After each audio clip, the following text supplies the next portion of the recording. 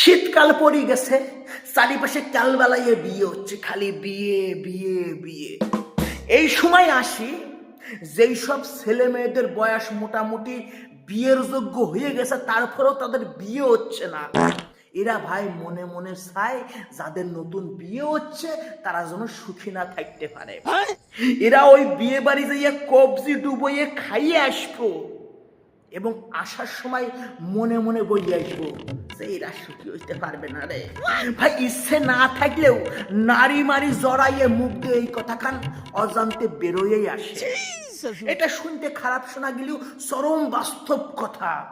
আচ্ছা ভাই, তোরে দেখতে খারাপ, মাল পটানির তোর কোনো যোগ্যতা নাই, তোর বিয়ে না হতে পারে, কিন্তু যেই ছেলেটার যোগ্যতা আছে সাথে কথায় কথায় মাল ফটাইতো, যারা দেখতে পুরো সুপুরুষ, যার সমস্ত রকম যোগ্যতা আছে, তার বিয়ে হচ্ছে। তোরা তো ফাটতেছে কিল্লাই কিল্লাই ফাটতেছে, তোরা তো হিংসু।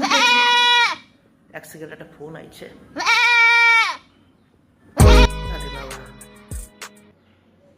হ্যালো, হ্যাঁ ওর বিয়ে হয়ে গেছে, রতনের বিয়ে, কাশুর বিয়ে হলো ওই মেয়েটার সঙ্গে।